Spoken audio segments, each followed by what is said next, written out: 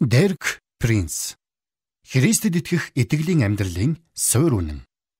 2 дугаар бүлэг. Суурин дээр хэрхэн барьж байгуулах вэ? Тэгвэл Христтэй тогтоох хувийн харилцаан дээр суурилсан хүн хэрхэн тэр суурин дээрээ амьдралаа үргэлжлүүлэн сөндрөлүүлэх вэ? Энэ асуултад ухаант барилгачин, тэнийг барилгачин хоёрын сургаалт үлгэр хариулна. Тийм эдгээр үгсийг минь сонсоод үүний дагуу үйлдэгч бүр хадан дээр байшингаа барьсан ухаалаг гэртээ зүйрлэгдэнэ. Бороо асгаж, үер бун, салхи салхилж, байшинг нүдсэн боловч нурсангүй. Учир нь байшин хадан дээр суйрлагдсан байв. Эдгээр үгсийг минь сонсоод үүний дагуу эс үйлдэдэг нь элсэн дээр байшингаа барьсан мунхаг гэртээ зүйрлэгдэнэ. Бороо асгаж, үер бун, салхи салхилж, байшинг нүдсэнд тэр нь нурав. Эвдрэл нь асар их байлаа. Матай 7:24-27. Тэгэхээр энэ хоёр хүн өөр сорил шалгуур дундуур гараагүй гэдгийг анхаарна. Хин хэнийх нь байшин ялгаагүй л салхи шуурга үер бороонд зохиулсан. Христэд итгэх итгэлийн зам нь диваажинд хүргэх улаан хивс биш бөгөөд харин ч эсэргээр бид олон зовлон туулж байж Бурхны хаанчлалд орно. Үйлс 14:22. Диваажинд хүргэх зовлонгүй зам гэсэн тэмдэглэг нь бүгд худлаа тэмдэг шүү. Ухаант хүн байшингаа хадан дээр барьсан бол тэнийг хүн элсэн дээр барьжээ. Шуурганд ухаантын байшин яагаачгүй. Харин тэнийгийн байшин тисайгүй. Библи итгэлийн суурь. Энэ сургаалт үлгэрийн сургамж юу вэ? Юу зааж байна? Үүнийг Христ өөрөө маш тодорхой айлцсан. Тиймд эдгээр үгсийг минь сонсоод үүний дагуу үйлдэгч бүр хадан дээр байшингаа барьсан ухаалаг гэртээ зүйрлэгдэнэ. Матай 7:24. Тэгэхээр хадан дээр босгох гэдэг нь Христийн үгийг сонсоод үүнийгээ үйлдэх хэрэг болгохыг хэлдэг ажээ. Бид Христийг амьдралынхаа хадан суурь болгосон бол Бурхны үгийг сонсоод хэрэгжүүлснээрээ буюу Бурхны үгийн сургаалыг хичээнгүйлэн сурч үйлдэх хэрэг болгоснороо мөнх хадан суурин дээрээ амьдралаа сөндөрлүүлнэ. Тиймээс л Паул Эфесийн ахлахуудад "Эдүүгээ та нарыг босхон ариусгагдсан бүхний дунд өв өгөх чадалтай Бурханд ба түүний нэгүслийн үгэнд би та нарыг даатгаж байна" гэж хэлжээ. Үйлс 20:32. Бид Бурхны үгийг сонсоод үйл хэрэг болгож суралцаж хэрэгжүүлэх үед Бурхны үг, гагцхүү Бурхны үг л бидний дотор Христ дээр суурилсан аюулгүй хүчрхэг итгэлийн байгууламжийг босгодог. Энэ нь бидний Христэд итгэх итгэлийн амин чухалд нэгэн сэдэв болох Библи, Христ хоёрын харилцаа руу болоод Христэд итгэдэг хүний Библиэд тогтоох харилцаа руу хөтлөнө. Библи нь Бурхны үг мөн болохоо хуудас бүртээ мэдэгддэг. Нөгөөтэйгүр Есүсийг өөрийг нь бас үг юм уу, Бурхны үг хэмээн хэд хэдэн газар хэлсэн. Жишээлбэл эхэнд үг байсан ба үг Бурхантай хамт байсан агаад үг нь Бурхан байв. Иохан 1:1. Үг нь махбод болж бидний дунд оршин. Иохан 1:14. Түүний нэрийг Бурхны үг гэдэг ажээ. Илчлэл 19:13. Нэр нь өөрөө мөн чанараа илчилдэг. Библи нь Бурхны үг мөн бөгөөд Христ ч Бурхны үг болоо. Аль аль нь Бурхны эрх мэдэлтэй, тэнгэрлэг, төгс илчлэл юм. Библи Христ хоёр өөр хоорондоо төгс зөвшөлдсөн. Библи Христийг төгс илчилдэг. Христ Библийг төгс биелүүлдэг. Библи нь Бурхны бичигдсэн үг бол Христ Бурхны биет үг юм. Христ амьлуулагдахаас өмнө аавынхаа дэргэд байсан мөнхийн үг юм. Бичигдсэн үгээр дамжуулж Бурхныг илчилдэг ариун сүнс мөн л Назарын Есүс гэдэг хүнээр дамжуулж Бурхныг илчилдэг. Дагалдагч мөн болохын нотолгоо. Энэ утгаараа хэрв Христ Библиэд төгс барилдлагатай юм бол итгэгч хүн Христтэй харилцдаг шиг л Библиэд харилцах ёстой. Үүнийг бичээс ч олонтаа гэрчилдэг. Иохан 14-р бүлэг. Есүс дагалдагч нартай удахгүй тэдэнтэй биеэр хамт байхаа болж тис өөр маягаар харилцдаг болох тухайга ярьжээ. Харин дагалдагч нар ийм эрсдэс өөрчлөлтийг хүлээж авах чадварчгүй, хүсэлжгүй байв. Христ тэдний дэргэд байхгүй атлаа яаж харагдаж харилцах гээд байгааг тэд ойлгохгүй байлаа. Гэтэл Христ дагалдагч нартай "Жаахан байцнаад ертөнц намайг дахиж харахгүй. Харин та нар намайг харна" хэмээн айлджээ. Иохан 14:19. Та нар намайг харна гэдгийг та нар намайг үргэлжлүүлэн харсаар байна гэж хэлж болох юм.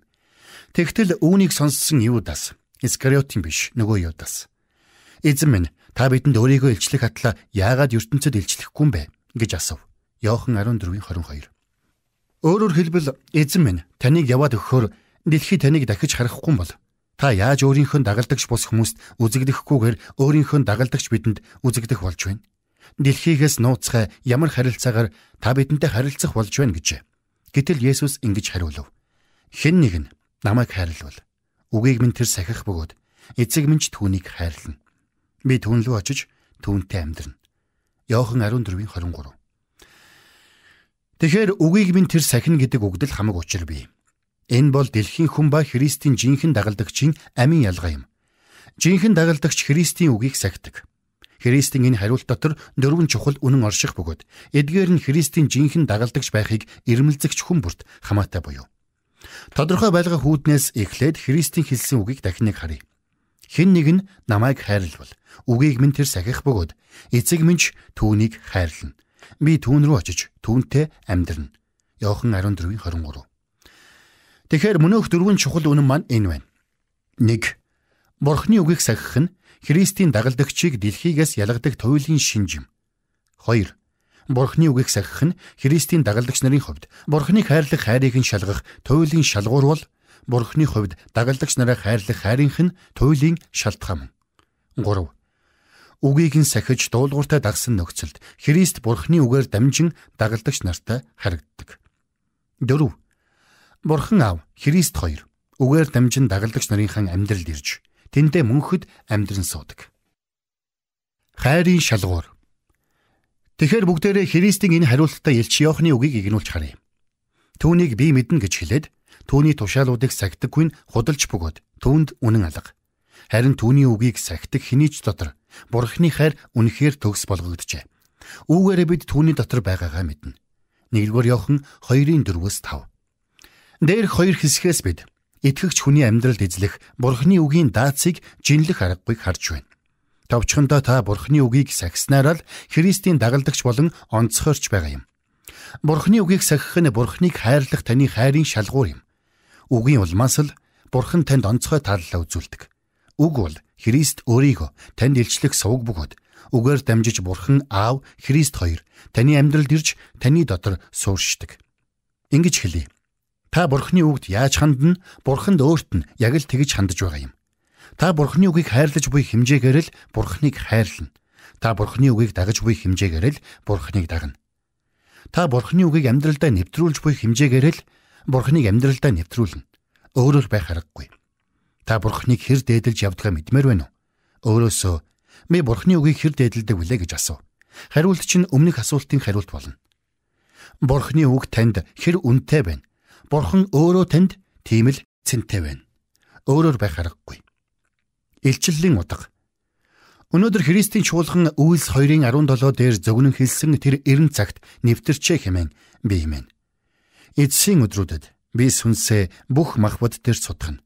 Хөвгүүд охид чинь иш үзүүлж, залуус чинь үзэгдэл үзэн, хөгшчүүл чинь зүүдлэх болно. Сүүлийн жилүүдэд энэ иш үзүүллийн хэсэг бүр Африк, Аз, Европ, Америк, Австралийн 5 твд биелж, сүнс цутгахыг ахин дахин гэрчлэн харсандаа миний бие Бурхандаа талархаад баршгүй. Иймээс ч би бичээс дүгүүлэх ариун сүнсний 9 бэлгийн биелэлд хийгээд Бурхан өөрт нь итгэдэг хүмүүстэйгээ иш үзүүлэл, үзэгдэл, зүүд тэргүүтээ ер бусын илчиллийн бүх хэлбрээр ярьдаг гэдэгт бат итгэдэг. Гэхдээ Бурханы хүмүүстэйгээ ярьдаг, өөрийгөө илчилдэг, хүмүүсээ удирдан чиглүүлдэг дээд эрх мэдэл нь бичээс мөн гэдэгт би бас туйлаас итгэдэг. Бусад бүх илчил нь гагцхүү бичээсийн илчиллээр л баталгаажна. Тиймээс тэдгээр нь бичээсийн доктрин, иш үзүүлэл, практик, жишээтэй таарсан тохиолдолд сая хүлээн зөвшөөрөгдөнө. Сүнсийг бүү бөхөө, иш үзүүлэлийг бүү басамжил, харин бүхнийг шалга, сайнаас зуур. 1-р Тесалоник 5:19-21. Тиймээс ариун сүнсний аливаа жинхэнэ илэрлийг, ариун сүнсний өгсөн аливаа иш үзүүлэлийг ницаах нь буруу юм. Нөгөө тэгүр сүнсний аль илрэл, иш үзүүлэлийг бичээсийн жишиг үгээр шалгах нь амин чухал бөгөөд зөвхөн энэхүү тэнгэрлэг жишигтэй таарч байгаа илрэл, иш үзүүлэлийг л авч үлдээх ёстой. Исаяч бидэнд ингэж л анхааруулсан. Хууль хийгээд гэрчлэлд анхаарахтун. Хэрэв тэд энэ үгийн дагуу ярьдаггүй бол тэдэнд гэгээ байхгүй болжээ. Исая 8:20. Ийхүү Бурхны үг болох бичээс нь бусад бүх зүйлийг шүүрлэн шалгах туйлын жишиг ажээ. Бурхны үгтэй игнэхгүй ямар ч доктрин, үйл ажил, илчлэлийг хүлээн зөвшөөрч болохгүй. ямар ч хүн, бүлэг, байгууллага, чуулган биднийг Бурхны үгээс салгаж, чирч, өөрчилж чадахгүй. Хүн, бүлэг, байгууллага эсвэл чуулган Бурхны үгээс холдох тусмаа харанхуйлдаг. Тэдний дотор гэрэл оршдгүй. Өнөөдөр бид бичээсийн тэргүүн дээд эрх мэдлийг ямар ч илчлэл, доктриноос өндөрт мандуулж явах ёстой цаг үед аж төрж байна. Эцсийн өдрүүдэд өрнөх учиртай ариун сүнсний судгалан, үүнийг дагалдах ер бусын үзэгдлүүд дэлхийд даяар өрнөж байгааг би хэлсэн. Гэхдээ ариун сүнсний түгэнд дэлгэрч буй энэ их тэмдэг үйл ажилдаа уралдан чөтгөрч дэлхийд даяар өрнөж буй Бурхны зориг, Бурхны хүмүүсийг жадлан эсэргүүцхийг бичээс бас сэрэмжлүүлдэг. Энэ тухайд Христ хэрв хэн нэгэн та нарт хараач Христ энд байна, эсвэл тэнд байна гэвэл бүйдэг. Хуурамч Христүүд ба хуурамч иш үзүүлэгчид гарч ирж, боломжтой бол сонгогдогсдыг хүртэл төөрөлдүүлэхийн тулд агуу тэмдгүүд гайхамшгуудыг үйлдэнэ. Үзэгтэн, би та нарт урьдаас хэлв гэжээ. Матай 24:23-25. Паулч бас энэ тухай хэлсэн. Харин хожмын цагт зарим нь итгэлээ орхин, мэхлэгч сүнснүүдэд болон чөтгөрүүдийн сургаалд анхаарал хандуулна гэж сүнс тодорхой хэлдэг. Тэд мэс чанараа хуйхлуулад, хоёр нүүр гарган, худал ярьж, гэрэлхийг хоригддаг, мөн итгэгчд болон үннийг мэдгэстэд талархалтайгаар хүрдэг хэмээн Бурхны бүтээсэн хоол хүнсийг цээрлэхийг албаддаг. 1-р Тимот 4:1-3. Паул энд хүйг ихийн завдалгүй газар авах хөлөх доктрин, гаж сургаалын суртал ухуулгын цаад урхах шалтгаан нь мэхлэгч сүнс чөтгөрүүдийн ажил явуулга байхыг хэлжээ. Тэгээд идэж уух ёсон. Эхнэр нөхрийн харилцаан дээр бичээстэй ч нийцэхгүй, амьдралтай ч таарахгүй шашны чанга хатуу хууль журам сахихыг шаарддаг. Шашны доктрин зан үйлээс жишээлэн дурджээ. Ийм шашинлаг алдаа завхарлын алив хэлбэрт толгоогоо алдахаас сэргийлэх ганц хамгаалалт нь үннийг мэдэж, үнэнд итгэх явдал бөгөөд тэр үнэн нь Бурхны үгийн үнэн болоо.